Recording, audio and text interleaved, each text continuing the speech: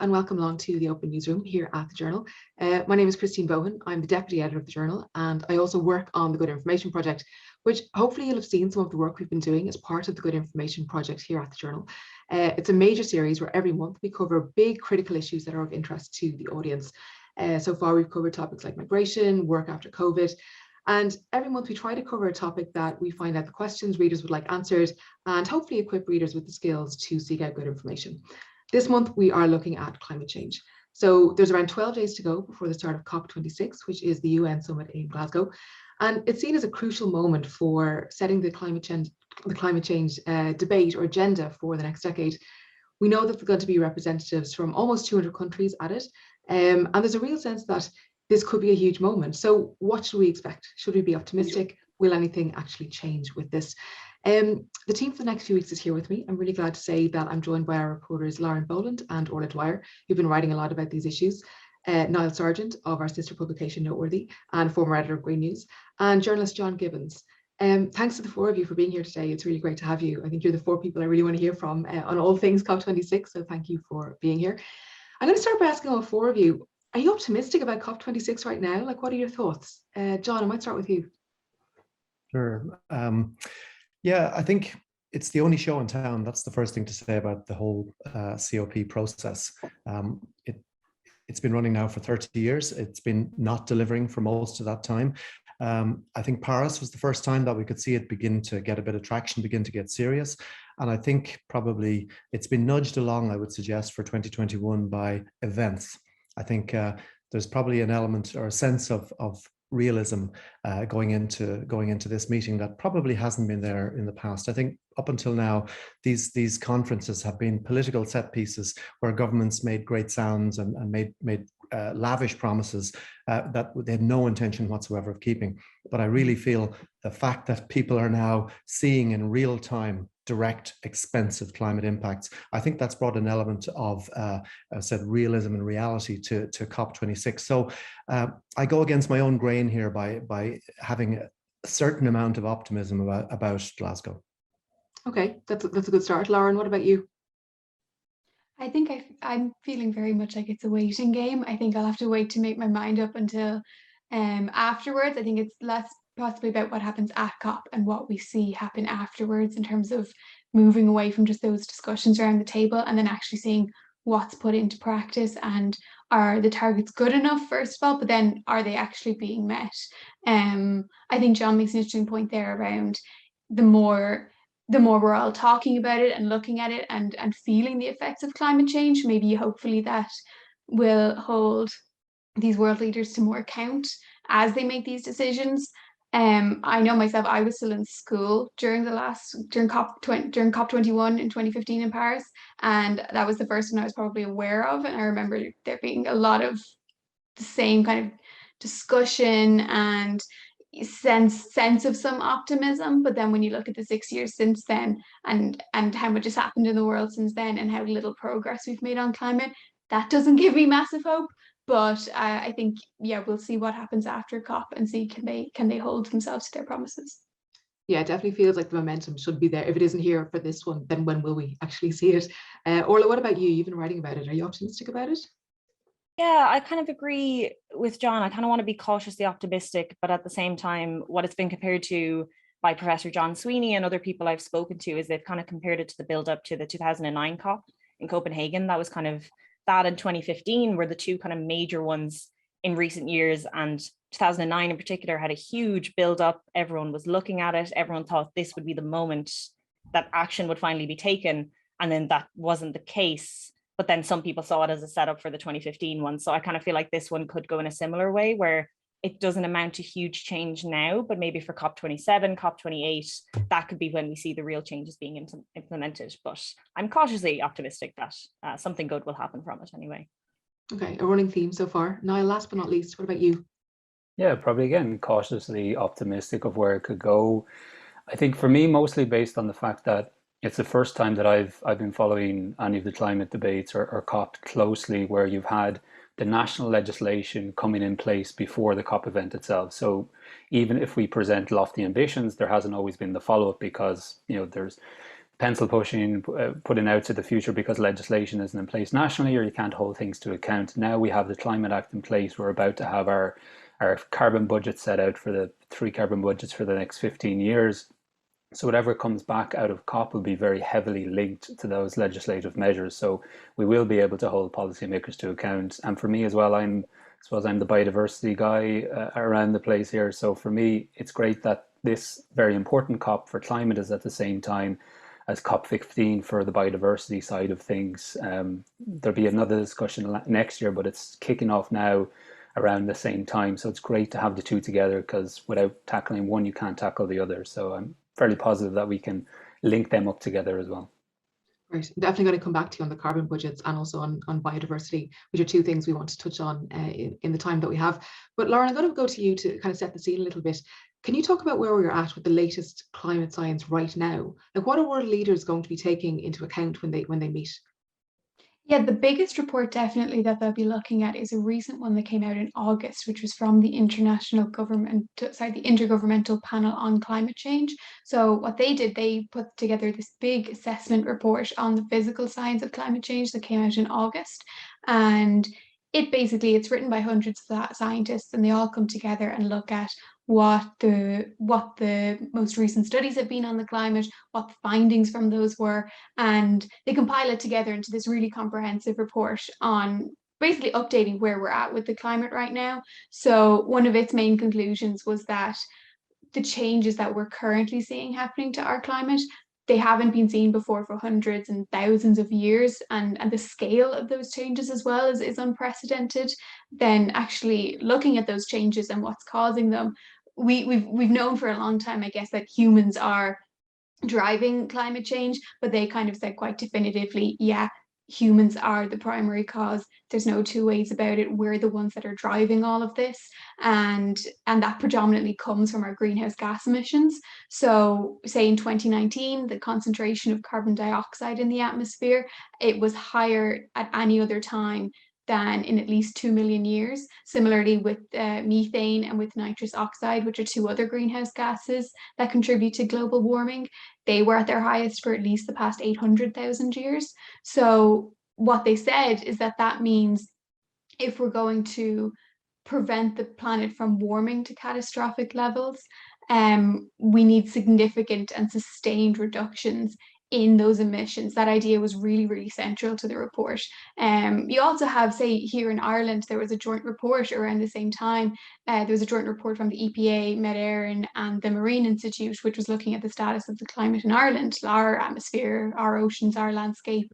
And it found that in Ireland, similarly to on an international level, it's the same story here. Our carbon dioxide levels, highest they've ever been.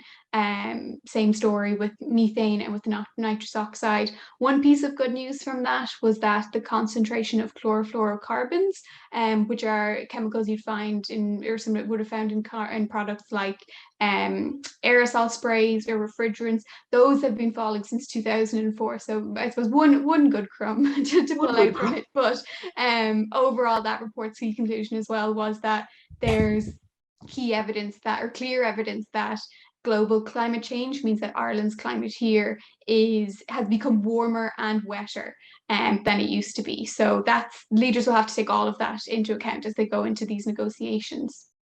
Thanks. That's really helpful to get that kind of sense of like both the urgency and the scale of what is facing the leaders, just to have the facts laid out like that, and just how pressing this is, like how important this is going to be, this COP is going to be.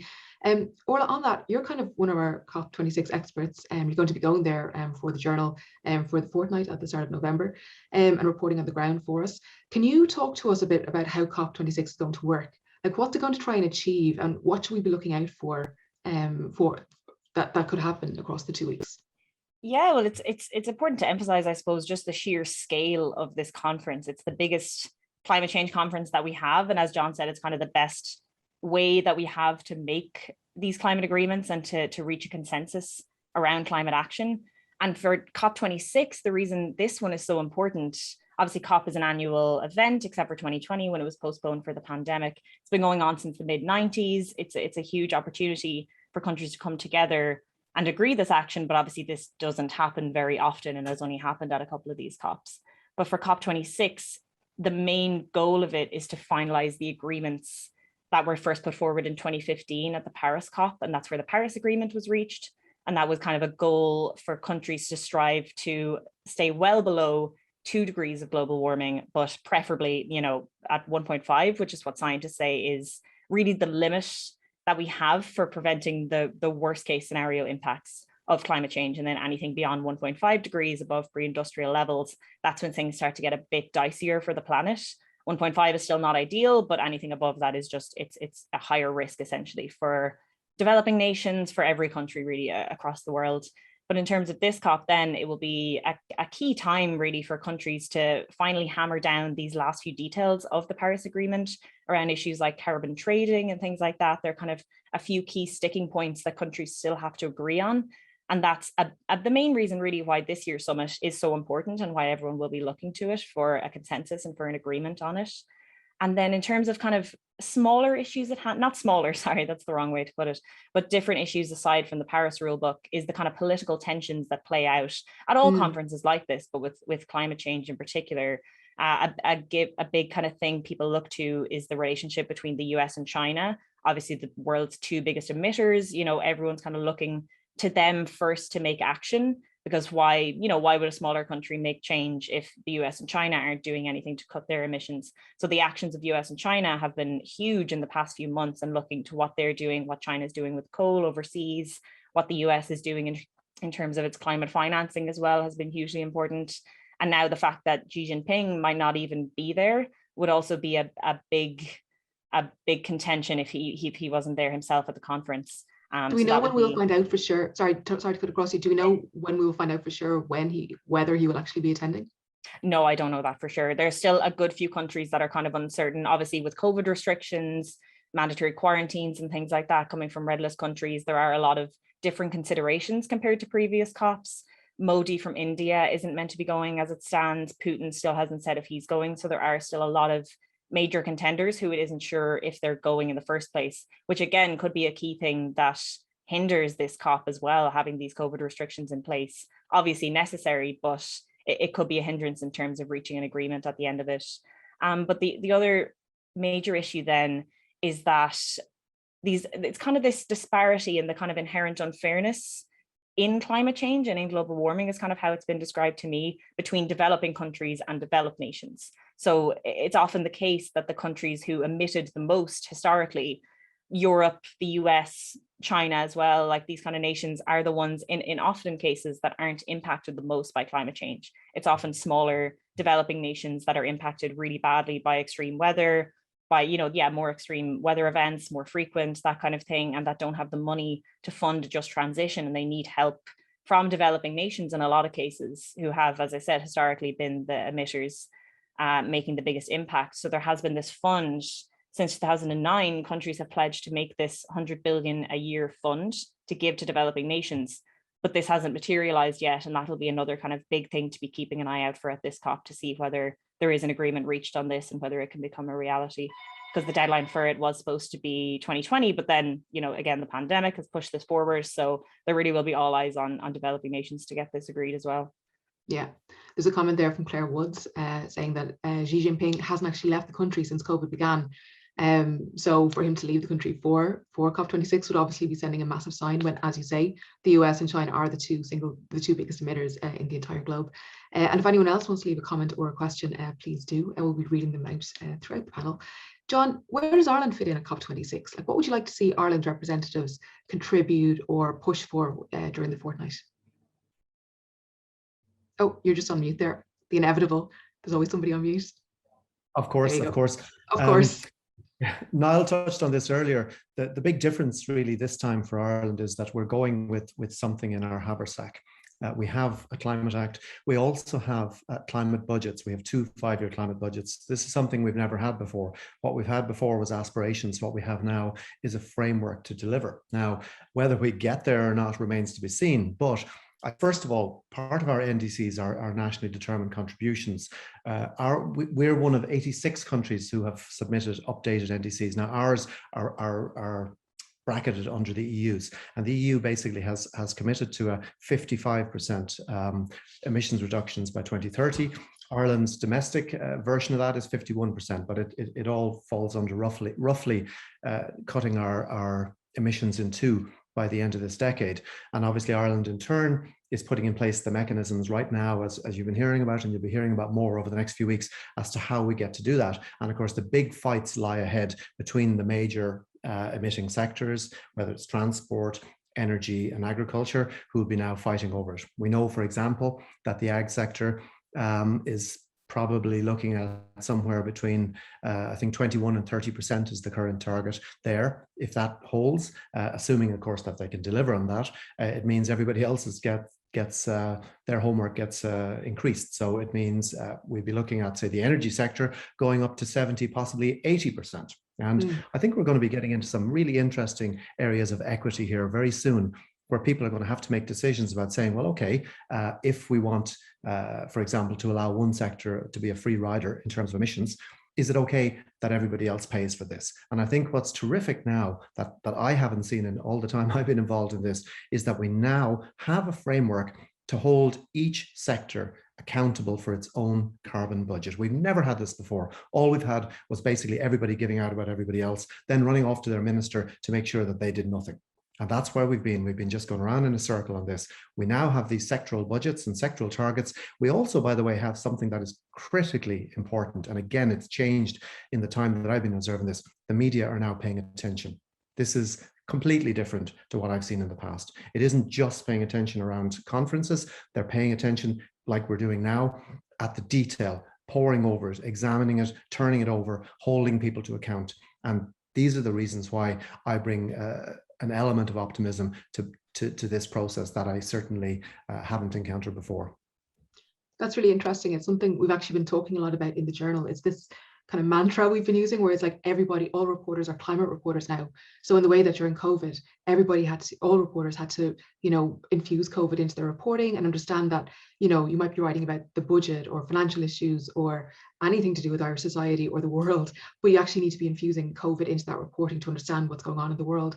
And now it feels like climate is at that tipping point, or has reached that tipping point now, where all reporters are very much aware. When we write about anything, you have to think about, well, what are the climate implications for this? What about, like, how is this going to work with Ireland's, obligations or targets? So it's kind of interesting you're talking about that change that you've seen. Like, what do you think has precipitated it, or why do you think it's happening now?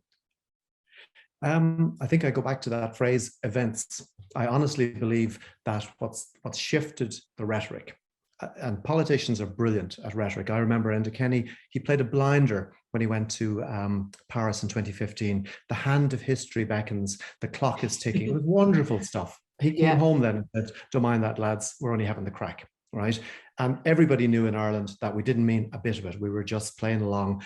We were basically going for the photo opportunity and come back to Ireland. Genuinely, what is different this time is that many world leaders realize that we're in an actual global climate emergency. When that sinks in, then suddenly simply playing a game and kicking for time, which is what we've done for 30 years of COPs. Every country has decided that it's in its own best interest to play for time and to basically hope that the other guy does it. And we've all basically tried to be global free riders. And of course, the effect of that since 1990 to today is that we've emitted we've released as much emissions into the global atmosphere since the COP process began in 1990 as in all of human history up to 1990. So how's that for success, right? I don't think we can manage 10 more years of that level of success. So we're now talking about taking that particular juggernaut and turning it around in the next number of years. Now, I have to be honest, I know I was breaking out in flickers of optimism earlier. We've got about 9 years, if you like, to 2030. I can certainly see it in energy. I can see some of it in transport, but I'm really struggling, and hopefully maybe some of my colleagues here can explain this to me, how Ireland is going to do something that we've never done before. In other words, how we're going to completely decarbonize our every sector of our economy and our society over the next 9 years, particularly when one sector has decided basically that it's not going to play ball and is still being politically protected in that position. So you'll have to forgive me if I think that our 51% aspiration remains that. And I think if we could fast forward to 2030 and we were all sitting here looking a bit older, I think I'd be saying, I think we did about 15%, guys. Now, it's great. It's the best we've ever done, but it's a mile short of what's necessary. So I hope I'm wrong in this, and I hope I'm being a little negative. But I just think, despite that growing realization that I've described, I still am not seeing the political appetite to actually change things. For example, like in transport, they keep talking about a modal shift, but you try to put in a cycle lane and people go haywire about it. And again, we're getting very mixed messages from the media on this. And there seems to be enormous inertia. And we have to remember, probably the greatest force in the universe, it probably isn't gravity, I suggest it's inertia. Political inertia, societal inertia, the resistance to change. Sometimes we resist change. We don't even know why we're resisting it. We resist it because we're not familiar with it. And I think we're in a decade of change now. And the question is, can we actually live up to that? And that may be in Ireland, and a terrible thing to say, but we may have to see some of these climate shocks come home to roost here before politicians move from the rhetorical to reality. Mm-hmm. Yeah. Now, John touched on the carbon budgets there. We've been hearing an awful lot about them. Still no sign of them actually being published yet. We know that the last we've heard, there's a piece in the Irish Times today saying that they may actually be published at the end of this month or the beginning of next month as Eamon Ryan goes to COP. Can you speak, these budgets are going to show like Ireland's like our national targets and how they feed into like our national obligations. Do you think the targets that we've heard of so far are fair? Or where do you think that they sit within Ireland's kind of climate ambitions? Yeah, I think it kind of will build on what John was saying there about, certain sectors maybe not pulling their weight, or others potentially having to pull more weight than they probably can within the next 9 years or so. So just in the context of it, so like we talked about the Climate Act, which sets the targets up to 2050, net zero by 2050, 51% reduction by 2030. So that these carbon budgets are every 5 years, and they're going to play into those targets. So the Climate Change Advisory Council will hopefully very soon publish the first, they probably publish the three together, but the most important is the first 5-year cycle. Everyone's waiting. To be honest, it's already 9 months into the first cycle, so we've been waiting quite a period of time to even get to this far. So a few more weeks shouldn't be a problem. There was an article on Sunday in the Business Post, but actually it seems that they've got wind or got sight of the proposed budgets. So this is where the issues come into play. You're looking at sectoral targets for electricity to reduce their emissions by 80% by 2030, potentially. Massive, yeah. Big in housing as well. Transport, it's also very high. And then for agriculture, you're going to, as John mentioned, 21 to 30, but it's looking like it might be down actually around 21, 22% by 2030. And of course, as John said, that's the biggest emitting sector, carbon sector in Ireland at the moment. It's about 33 to 30, about 35% now, according to EPA figures for the latest year, 2019, 2020. So that probably it's a very difficult shift for agriculture in terms of how things are, the type of industry we have in Ireland, which is very livestock dominated. Methane emissions are a big issue, nitrogen, others from fertilizer, ammonia. There's massive issues that we have to have a shift. It's quite difficult to change, but we really have to do it. I mean, it's our biggest emitting sector. And the other side of that, by having lesser ambition in the agricultural sector, those other sectors, electricity, housing, transport, heating, have much higher targets. And I think it's a fair question to ask, are those targets achievable? I would think, for me, it was already quite ambitious to be talking about the idea of almost 1 million electric vehicles on the road by 2030. It's not really achievable. Now with even higher ambition, say for transport and then for electricity as well, when we're probably still a decade away from offshore wind. There's a lot of problems with onshore wind going in place as well. So I think it's a very strong argument to me that those targets are not really achievable. So we may need to go back to the drawing board and put more of an emphasis that agriculture would need to pull a bit more weight, because I was just looking at some of the debate on Twitter, different climate scientists and environmental economists and others having strong debates this morning. And one pointed out that, if you crunch the numbers with these proposed figures, by 2030, agriculture will account for 50% of our emissions by then if it goes along this line. So, there's probably a heavier burden that it'll have to carry. And I wouldn't be surprised if that 21, 22% is closer to the 30% by the time the final figures for the first carbon budgets come out.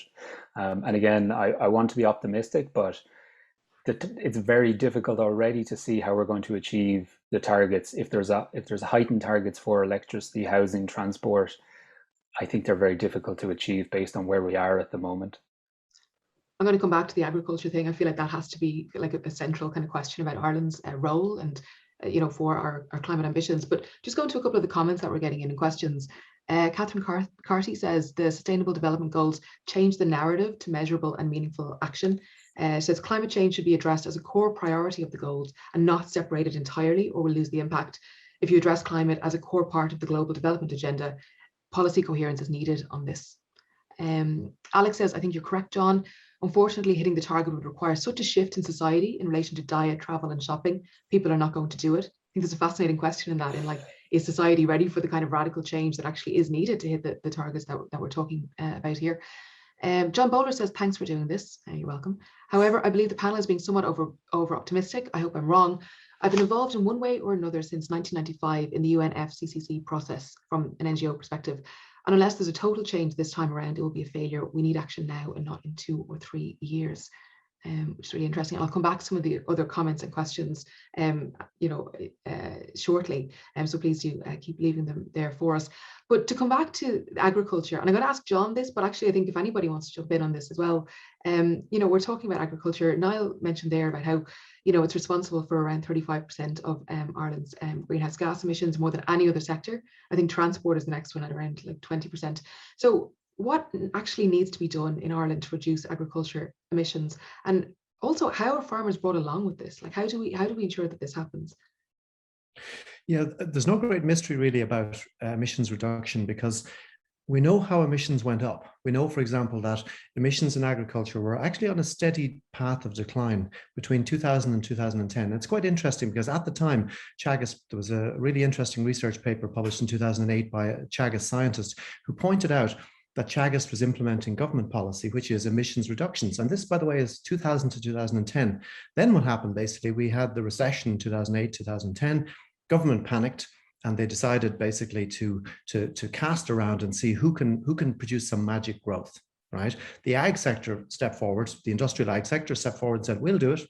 And the government said, fine, do what you like, and we're not going to stand in the way. So essentially, what we've done in the intervening time, since the removal of milk quotas, we've added 500,000 dairy cows to the so-called national herd. I don't know what the phrase national herd means, but anyway, there are now 500,000 more dairy cows than there used to be. And from a methane point of view, one dairy cow produces the equivalent methane of about 2 dry bullocks, right? So 500,000 dairy cows would be similar in methane impact to 1 million beef cattle, right? So it's a really significant change. That's how emissions go up. Emissions go down by reversing these steps. We need to back off. We need to stabilize, first of all, the herd, but we also need to get back to levels where it is sustainable. There has been some reduction in the beef sector, which of course struggles to make money for most farmers involved in beef. And I think we need to support extensive beef production, but not intensive. I mean, the intensive part really is the issue here. It's adding to our emissions. And as we've touched on earlier, we've also got really serious and growing water quality crisis, particularly in areas, and this is identified by the EPA recently, in the east, the southeast and the south of Ireland, the concentrated dairy areas. We're getting lots of nitrate runoff. It's damaging our water quality. It's even damaging our estuaries and into our marine environment. These are being damaged. And the thing is, we've been down this road before. I mean, if you look internationally, countries like Denmark, New Zealand, they've had to deal with the consequences, the environmental, ecological consequences of rapid increase in livestock numbers. And the consequences have been bad in every situation. We've got to reverse that. And I think from Ireland's point of view as well, it's very unfortunate that at a time of where emissions are the greatest constraint, we have concentrated on the forms of agriculture that consists, by the way, nearly 90% of our entire agricultural production is now export-oriented, livestock-based. Now, what that means is we have actually quite poor food security on our own island. Probably 80% plus of the food that we eat in Ireland is imported. So we've ended up in this paradoxical situation that we're not particularly food secure, yet we're chasing markets like we're trying to sell, whether it's milk powder into China and Saudi Arabia, or we're trying to, fly pigs to wherever it is, China. So we're chasing the international commodity market. And I believe, by the way, this has generally been pretty bad for farmers. I read one dairy farmer recently describe how over the last number of years, he said, I've doubled my herd. I've doubled my output. And he said, my net profit hasn't moved at all. He said, I'm working twice as hard. My hours have gone up, but I'm not making any more money. He said, a lot of other people are making a lot more money out of me. I'm buying more inputs, I'm producing more output, but my margins haven't increased. Therefore, I'm working harder basically for the same money. So I'm not going forward. Now, I just think many farmers have been sold, I believe, the idea that we can grow ourselves commodity-wise out of this mess. And I think they're wrong. And I don't think it's the individual farmers that are wrong. I think it's that the people who've been telling them this. For example, the fastest growing sector of agriculture in Europe today, from a market point of view, is organic agriculture. It grew in Britain and Germany last year by 12%, 12%. And of course, organic agriculture means high price, lower quantity, high prices. And Ireland has just under 2% of our land area is organically farmed, second lowest in Europe. Why? Why are we, the so-called origin green, the so-called food island, the green clean island, why are we at the very back of the class when it comes to producing clean, biodiversity-friendly agricultural products that give the farmer a better income and a better margin? Because with organic, just very briefly, it means, yes, your outputs are lower, but your inputs are lower and your margins are better. And there's room left for nature on the side. Now, that's the direction of travel we need to go in. And we know as well, for example, from the EU's point of view, that they are telling us that they want a 25%. The EU is pushing for a 25% of European farmland to be organically farmed. I repeat, we're at 2%. The European average at the moment is 8%. We're miles behind an already low European average. And I got to ask the question, who and why is this the case? Who in the Department of Agriculture, who in Teagasc is standing over a failed model that is delivering high emissions, water pollution, and a very insecure livelihood for farmers? Niall, Orla, or Lauren, do any of you want to come in on that? Yeah, I might jump in if that's okay. Just and I don't think I need to add to the problems. John, I think is covering very well. I suppose one of the, aside from obviously a focus on organic is very heavily needed in Ireland, and I think there is increased funding year on year. But when you're going from such a low level, 100% increase or a 200% increase is actually very little if you want to get to the targets we need to achieve, in line with the upcoming EU Farm to Fork strategy policy and the Common Agricultural Policy rulings. I think talking about the Common Agricultural Policy, or CAP as it's more commonly known, that potentially presents a very big solution to the issue on farm in terms of having more of a carbon sink, but also biodiversity protection on farms, in that you pay farmers more for giving more space for nature on their farms. Unfortunately, the way the Common Agricultural Policy is currently set up, there's a heavy emphasis on keeping your land in good agricultural production. There's even a government document that pretty much says to do everything you can to keep it in the state. So essentially, you won't get paid for scrub, which is essentially what will turn into a native woodland if you let it go. It can go in that direction. It's keeping your hedgerows tidy. It's removing ponds. It's removing marshland. It can be draining peat. All of these are kind of emphasise and push so you can get your land in good agricultural practice to get as much payment as you can, because agriculture still relies very, very heavily on subsidies. So changing that system, which looks like the way it's going, and putting more of an emphasis on results-based payments for farmers to do more for ecology, do more for carbon sink, do more for nature on their farm, letting their bogs re-wet, putting in more trees, allowing their scrub and their hedgerows to grow out, putting ponds, actually getting paid for doing that, will make a massive difference. That's coming from Europe, but there's a lot of wiggle room that the Department of Agriculture have to give, and there can be a lot of influence from large agricultural lobby, as there's been some reporting recently that may be happening in terms of the carbon and nature ambition of the new subsidy model. So we can go in the right direction, but I think there's a lot of emphasis on the Department of Agriculture to make sure it's designed well to allow that to happen, and so business as usual doesn't continue. Because farmers, it's a very tough business as well. Like my family would have some land, agricultural land. One of my best friends farms the land, there's lots of difficulties in how you change a model overnight without the incentives. It's not easy to do things even like fencing off from water courses. It can be expensive. From changing, putting trees on your land, you need the financial supports in place to do it the right way. And I think to date, the subsidy model has very much been geared to a more intensified production system rather than supporting farmers to really truly be custodians of the land. As many farmers I know and have spoken to believe in that role as the custodians of the land, not just for food production, but for protecting nature as well. There's something really powerful in that idea of custodians of the land, isn't there? You can see that infusing into policies that are very positive for the country, for the farmers, for everybody, and very progressive as well. There's a really, really good conversation happening in the chat, and thanks to everyone who's taking part in it. Just a couple of notes from some people. Michelle Rogers says, you can't get in-season Irish organic vegetables in Irish supermarkets. They say they can't get the supply. Meanwhile, we're producing meat and dairy for export. Madness. Anna says there are only 18,000 dairy farmers in Ireland. How can we get the vast majority of farmers on board instead of always an us versus them, encouraged by the IFA? Brendan Mulligan says we need to pay farmers properly to produce vegetables and fruit. Tina Corkery says similar, we need less intensification. People need to pay more for better quality food, such as organic. And I suppose that's something I'd like to ask all of you. And I think John might have touched on it earlier, but I'll ask this one to Lauren. And it's about this idea that people need to radically change their lifestyles. Like I'm just wondering if you think it's possible that the government could bring in changes that would ask people to make radical changes. And then also if the public is ready to make radical changes.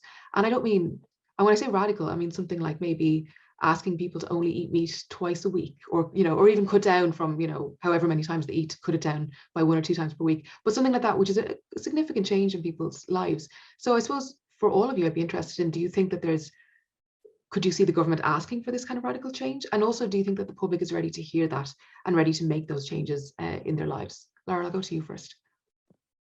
Yeah, I think in every area of climate action, there's that question of who's responsible and who needs to make the biggest changes. Obviously, we know that individual actions are important and can't have change, but then what is the role of the high emitters, the big emitters, whether that's agriculture or oil companies, if you're looking at a different kind of discussion, and who should be bearing the brunt of that responsibility? I think in terms of agriculture, I think the government is evidently very hesitant to do anything that would be seen to penalize agriculture, and that is a big part of the problem. I think even thinking about the budget announcement the other week, when climate was brought up in the announcement, it went hand in hand actually with the agricultural conversation. There was some talk about the climate, and then it moved into talking about agriculture and how we're going to sort of protect and what was going to be in it for farmers, which it was quite interesting, I think, the way it was handled and the decision they made there in terms of how to handle it. Whether they should bring in some kind of measure like that where you're asking people only eat meat twice a week or that kind of thing, it would certainly be an interesting exercise to see if we could put in some kind of system like incentivizing vegetarianism or incentivizing veganism, and maybe could that reduce demand for meat and dairy, and could that have a big impact? Maybe not, because maybe farmers could still be exporting those. I suppose if the demand is lower at home, maybe it would reduce some of the incentive, or maybe to keep producing those, or it could encourage looking at other types of more sustainable agriculture. But equally, maybe not. Maybe it would just shift to further emphasis on exports.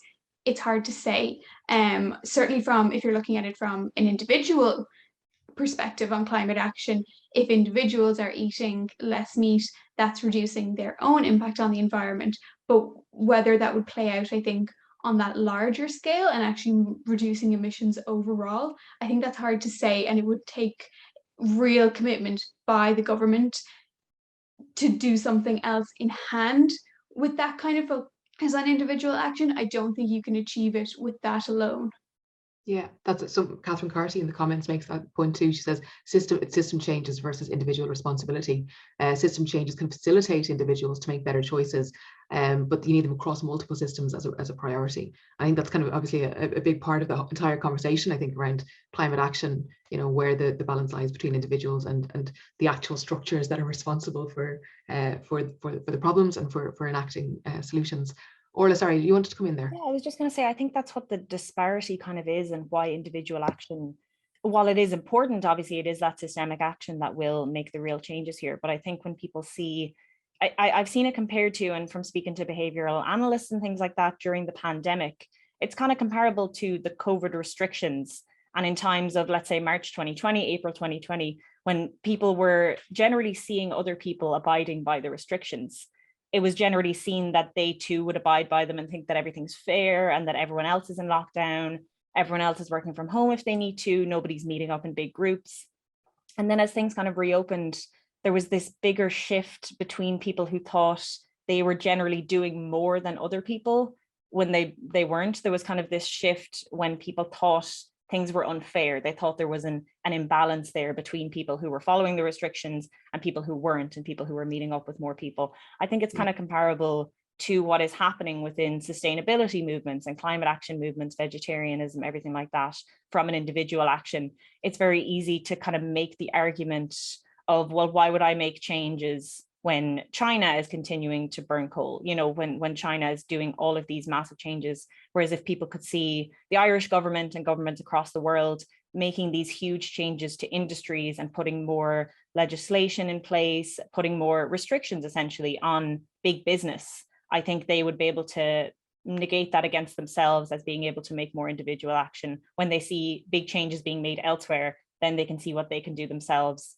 Because right now it's all too easy and completely fair and understandable to say, well, I can't afford to make those changes right now. I can't buy sustainable clothing, whatever that means. You know, I can't eat less meat because I need to be full because I'm working a 12-hour shift, that kind of thing. Or I don't have the time to learn a bunch of vegetarian recipes. Whereas they don't have those incentives and that kind of sense of fairness right now. But I think that could be implemented down the line. I'm optimistic that it would be, but I don't think it's there right now. I think that's kind of the big disparity that's there for people. Yeah. And I think that's such a good point about putting this onto people and expecting them to be able to afford or to pay for these things and to do these changes rather than the actual systemic changes that might be needed. And on that, Lauren, I was going to talk to you about the way that like the bigger polluters talk to us about climate change. You've done some really, really good work about the use of the conversation around carbon footprints and how that's kind of, I suppose, a classic example of what Orla's talking about there, where it's big companies coming with an idea and then foisting it onto individuals and saying, oh, look what you can do. You know, we're seeing it actually in Ireland today. Catherine Martin's going to be announcing tourists to Ireland can now look at calculating their carbon footprint when they come to Ireland, which is, you know, every little bit helps, like it's all good. But it's also saying you're responsible, rather than like airlines should be looking at, you know, what they're doing and how many flights they're bringing into Ireland every day. So can you talk a bit about, you know, how the fossil fuel companies or how these companies are foisting responsibility onto individuals and what that looks like, particularly around carbon footprints?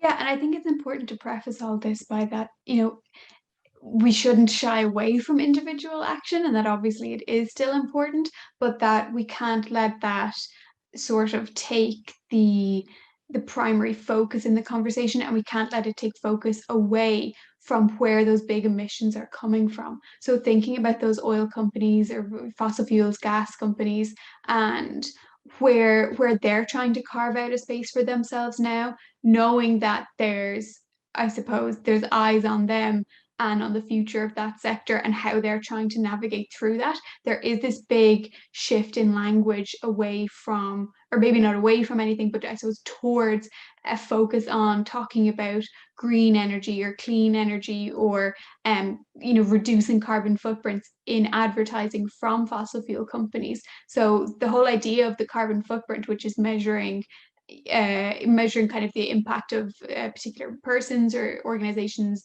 their effect on emissions and their kind of personal contribution to climate change, I suppose. That whole idea was popularized by BP, which is one of the world's biggest oil companies. They popularized it in kind of the early 2000s with a big sort of marketing campaign where they asked people, you know, do you know what your carbon footprint is? You know, let's reduce your carbon footprint, and putting out a carbon footprint calculator where individuals could go on and calculate their own carbon footprint. All of the sort of language that sort of very much was shifting it onto the consumer rather than the company. And that's played out since then. You know, that kind of hasn't gone away. And that idea of the carbon footprint it's everywhere when we talk about the environment, and in one sense maybe it's useful as a sort of a gauge to, it's sort of a quick shorthand, I guess, when we're talking about our responsibility for the climate. It's an easy way of saying, how can we reduce our impact? Just say, okay, how can we reduce our carbon footprint? But when you look at the way it's being used, I guess, by these fossil fuel companies, it can often, there is that feeling that it's sort of shifting the blame away from themselves and onto the people using the services. If you look at, I mean, like one of COP's themes coming up in the next 2 weeks is about energy, and it's about accelerating the global transition towards clean energy. So maybe that's something that really needs to be given consideration on that kind of EU and international level. Do we need to take a closer look at how fossil fuel companies are talking to us about climate change, using these terms like carbon footprints?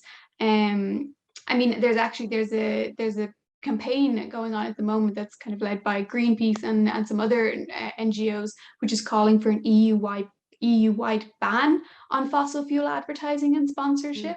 So they've set up this petition, and they've done it through what's called a European Citizens Initiative.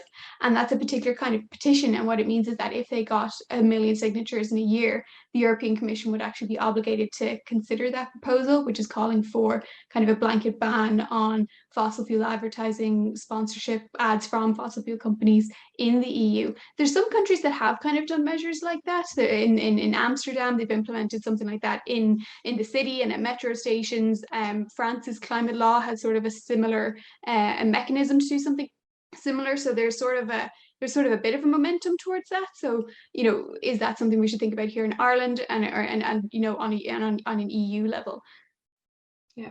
Sarah Cullen in the comments there says, it's very difficult to make any meaningful change in personal carbon emissions when our eco-friendly electric cars and boilers, etc., are powered by coal and gas from the grid. That actually makes me think of the recent advertising campaign in a national newspaper, where there's various celebrities talking about how they've switched to a green SUV. I think, John, you've been tweeting about that. There's been a lot about that, but I think it is that kind of conversation around actual change, and also what the companies are doing to try and encourage individuals to take on the burden as well. Jamie Rohu in the comments says both bottom-up and top-down approach is needed. We need to do everything we can to reduce emissions, which I think is a good point. Thanks to everyone as well for the comments and questions. We're getting loads in. I can't get through all of them, but it's great to see so many of them happening. Niall, I wanted to come back to you about, as you called yourself, Mr. Biodiversity earlier.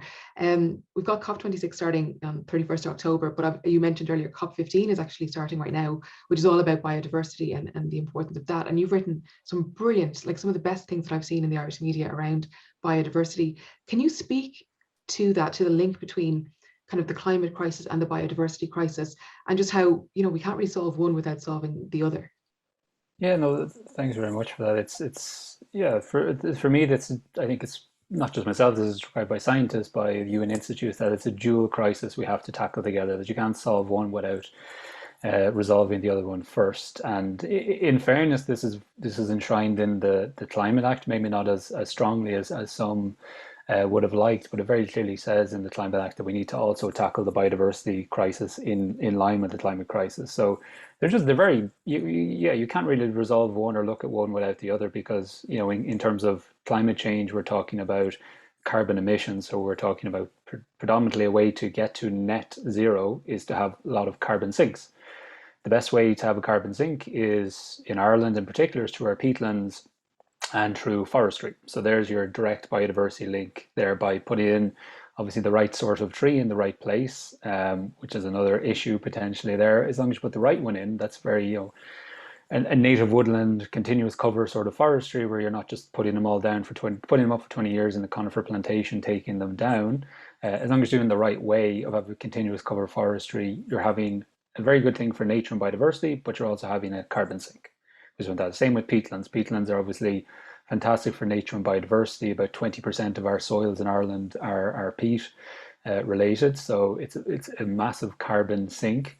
Could be, at the moment, it's actually a carbon source in Ireland, because we've depleted and degraded our bogs for energy and for horticultural peat, and drained them for agricultural land as well. So there's another one that's a win-win. If we re-wet those bogs, it's a win for our carbon sink, that we will be able to bring down our emissions that way, but also fantastic for nature, habitat protection, and protection of some of our most iconic and endangered species, like the corncrake, the hen harrier, curlew as well. So all these species are very much dependent on us taking action for climate as well, the other way around. So they're heavily intertwined. You can't resolve the one without the other. I think my worry going forward is, as the clock is ticking, we're getting closer to the doomsday scenario, that we're going to bring in all these quick fix climate measures that are actually going to have a very negative impact on biodiversity. So for example, I said before about the forestry, we're going to obviously have to seriously ramp up our trees in Ireland, the number of trees we have, unfortunately, in the past, but we tried to do that by putting in these single species conifer plantations, which aren't very good for biodiversity. And unfortunately as well, we decided it would be a great idea to put them onto peatlands, which meant we drained the peatlands, which, obviously you're emitting carbon then there's runoff as well into water streams. It's not good for biodiversity. We removed the habitats of other protected species. So, if we go down that line into the future, it's going to be very dangerous. Another thing as well, surprisingly enough, is where we've been putting our wind farms in Ireland. Again, we've put a lot of them on peatlands. We've dug out peat to put in wind farms. We've had two very significant bog slides in Ireland, in Derry Bryan about 10 years ago or more, and then more recently, people will probably remember, in the Mean Bog in Donegal, at a wind farm that's been put in place in relation with the Amazon's facilities in Ireland.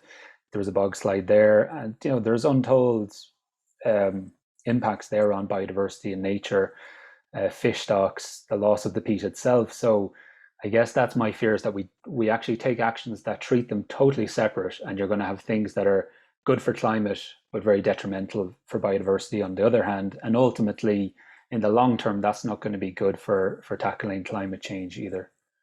Yeah. Just bringing it back to COP again, Orla, can you speak a little bit about the possibilities for what the outcome of this COP might actually be? You had a really great article about this at the weekend, like talking about like the actual practicalities of it. And there was a great bit where I think somebody was speaking about how the atmosphere or the vibe, I think on the first day they were saying, is actually a really important thing, because it sets the tone for what's actually achievable, what people feel like they can actually get done. Like, so what do you think what are the possibilities there? Yeah, that was Professor John Sweeney again from Maynooth. He's been described by pretty much everyone I've spoken to as a COP veteran, and I think that's something he would be okay with me saying. In terms of the vibes is what he was talking about ahead of COP. So it's these kind of discussions between governments, the pre-COP events, the mood around the IPCC report and everything like that. They're all crucial elements going into the COP. Aside from any of the discussions that will take place there, like a lot of the work is done beforehand. So that's been really important to keep an eye on and to continue keeping an eye on over the next couple of weeks. But in terms of the actual outcome, again, like we were saying at the start, it can kind of go either way. There is a sense of optimism in terms of we do know the science there. We have the IPCC report. We have the most up-to-date evidence telling us that this is an emergency arriving at our door that we need to make urgent action on to cut emissions and to just reduce the worst impacts of climate change becoming a reality for the entire world. But as I said, some people feared that it could go the way of the Copenhagen COP or previous COPs that just haven't amounted in real action, or even with the 2015 COP, what some say was real action, but then when you look down at the nitty-gritty details of it, and the NDCs of the countries will be really important to look at after this COP as well, just to see if, when they're all put together, it does actually amount in limiting to a 1.5 degree rise, because a lot of people don't think that is even achievable anymore, and our current trajectory doesn't indicate that it is at all. So having these details scrutinized will be really important after the COP, and that will be kind of the biggest outcome, will be what happens afterwards, what these NDCs say, and just kind of seeing what actual, when it's written down there, what actual action is planned to take place. So there is kind of, there is reasons for optimism, but then there are also, this has happened before. We've said these things in the past. Again, 2009, everyone was saying this was the biggest issue in the world and that it's the time to make action, and then nothing changed and we continued, like global emissions are still rising to this year. So yeah, we've been here before. In terms of the outcome, who's to say? We're gonna have to wait until a month from now when it's over and kind of scrutinize those small details of what the countries are actually saying and what it will mean in reality. Yeah, the post-mortem is going to be as interesting as the actual, like what happens on the day-to-day. Going back to the food, Donald McCormick in the comments says on supermarkets, it can still be really difficult to even find out what products are produced and grown in Ireland, which is a fair point. I think we've all had the experience of picking up something in a shop that we assumed was grown locally, and then saying like, wait, why did this come from New Zealand or like Thailand? And he mentions Ellie O'Byrne had a great article on her 30-day locavore challenge, which is well worth a read. We had that in our sit down Sunday last week on the journal, and it's just a really, really great piece by Ellie O'Byrne. It's a really good journalist. So one thing I wanted to ask all four of you was, because I'm aware that we've only got 4 minutes left, but I might go to John first on this, but I wanted to ask all four of you where you're finding hope at the moment, just while the world is burning.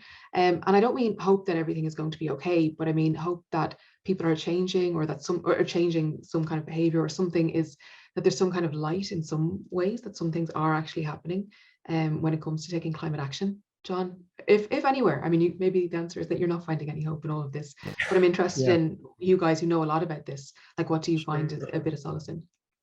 Yeah, I think I think previously hope was a passive expression. I am hopeful that somebody somewhere is going to fix this. I think where hope starts to become real is when people roll up their sleeves and get stuck in. So for me, I see hope in action. Hope as simply expecting something to work out for the best, I think is naive. But we are seeing more action. As I think I said at the very outset, I believe this is being spurred by the reality that we are having our feet held to the climate fire around the world. More and more countries are directly experiencing the costs of climate breakdown and are coming to realize that they've been listening for years to economists saying, oh, it'll cost money to fix this. But it does cost money to put out a fire in your front room, but it costs a great deal more to let your house burn down. So the hope that I see is the hope of people getting out, inconveniencing themselves, getting out, buying fire extinguishers, spending some money on climate action, and getting stuck in. But I'm very much against the notion of passive hope. I think that's interesting. Sorry, Orla? Yeah, I was just going to say it's kind of similar. I think my hope comes from the fact that there are solutions. It's not a case of we're running around like a headless chicken, not knowing what to do and what needs to be done and how to cut emissions. Like, we have the answers. It's just that will and that action needed to make them an actual reality. And I think there is still the hope that, we are at the point, or we're reaching the point at the very least, where that action starts to be actually implemented, and we start to use the solutions that scientists have been coming up with for decades, and that people are, only starting to pay attention to now. Yeah, Lauren or Niall? Yeah, you go ahead, Lauren. Sure. I think someone that's worth solace. I think that's a nice way to kind of think of it, in terms of seeing all the sort of negative, when we're looking at all the negative behaviors that are still happening, something to take solace in, I guess, if not hope, but solace in the fact of how informed a lot of people are about the climate now, in a way that we probably weren't before. Even looking at the engagement in the chat box here, and people who have so many informed opinions or ideas, it's brilliant to see, because I think the more informed people are, the better equipped we are to hold leaders to account and to push them to take those actions that we really need. And kind of like what Orla was saying, just the knowledge that we can get those solutions if there is the political will and the social kind of push for that. I mean, even the IPCC report that we talked about at the start, that did, even in its conclusions and in all of, I suppose, the really bleak findings that there were in that, they still did say that, look, there is still hope. It's not all lost. We can still do this if we just take those actions. Yeah. Niall?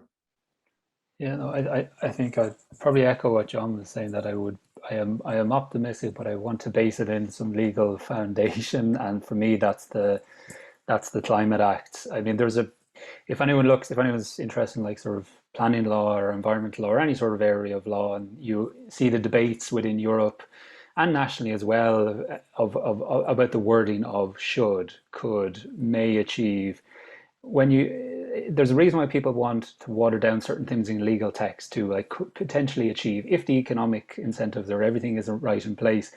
When you get actually the wording in legal text that says must reduce emissions by a certain amount, we must be net zero by 2050, we must reduce by 51% by 2030. These carbon budgets will set out that trajectory, all of it legally binding. To me, that's a massive shift in how we are looking at climate change from a policy and legal perspective in Ireland. And then that's backed up on the European side as well, with legally binding responsibilities across the board. This hasn't been in place, I don't think, for any other COP. I mean, it was shifting in that direction with Paris, but definitely not nationally. There was no real nothing legally binding us to achieve those targets. So, I take solace in that and combined with that, of course, that there is the growing pressure there. I think the school strikes movement, once if we hopefully get to the other side of COVID, that is going to completely ramp up again. These students are now getting much closer to voting age as well. So you might have to see a shift in how policymakers are treating this issue very, very soon. Mm-hmm. So I'm quite optimistic about that. And just the general population are taking interest in the area. That you're not just going to have old fogies like John or myself. I don't mean that in any offensive way, John, but not that old. Get in there. But you have Orla and Laura and other young journalists and organisations like the Journal as well, and Irish media generally taking a much bigger interest in this area. And I think young journalists in particular, because it's their future too as well, we will see a much greater appreciation, much greater ramped up reporting, much greater desire to report on these issues. And I think when all of that combines together, we will have some positive change. But again, I'm caveating that because I don't want anyone to hold me if the world burns. But I think I have some optimism for the first time probably in quite some time about these issues that, with, as John said, the feet of the climate fire, we're going to be forced to jump away hopefully quicker than we have before. Yeah, I feel like even like 2 years ago, we probably wouldn't have been having this conversation like on a mainstream Irish news outlet. Like it would have felt like a very kind of like a niche or fringe thing. And now we see like the engagement in the comment section it's unreal. Like it's so great to see so many people engaged and watching this here today, and so much interest in the climate series we're doing on the Journal, which kind of for me is a very like a huge, like, I'm at the Journal 10 years and I've never seen this kind of level of interest in climate. So I feel like now the thing is to move it to action. Like, how do we actually see that change? So this has been a really good conversation about kind of like the practicalities of what we can expect from COP, what we can hope for from COP, but then also the change that we need to see like in Ireland and around the world too. So thanks very much to all of you. That was just such a good discussion. That was great. For people who are watching, we're going to be doing a lot more. We're going to be continuing our coverage of the climate crisis on the Journal for the next 2 weeks, and then we're going to be shifting to cover everything that happens at COP26. As we said, Orla Dwyer is going to be going there for the Journal for the 2 weeks. So we're going to have a whole lot of coverage there on the site itself, on Twitter, on social media, and on a newsletter as well. If you want to keep an eye out, because you're the people who are interested in this, so we would like to see you being involved and engaged and paying attention. We're also going to be having an event in Athlone at the start of November. If you are in the Athlone area, if you are adjacent to Athlone, if you're interested in going to Athlone at the start of November for a really, really strong panel that we have discussing climate action, we would love to see you there. You can drop us an email at answers@thejournal.ie and we'll send you on the information. It'll also be up on the site in the coming days. So thanks so much for being here. As we said before, the Good Information Project is very much reader-led. So if there are any things that you would like to see us cover in the area of climate action, please do get in touch, give us a shout, and we will look at it. You can email answers@thejournal.ie. You can tweet us at thejournal_IE. You can go on the site and sign up for our newsletter. If you just Google the Good Information Project and newsletter, you'll be brought to the sign up page. And we would encourage you to do that. So thanks so much to all of you for being here, and we'll see you again. Thank you.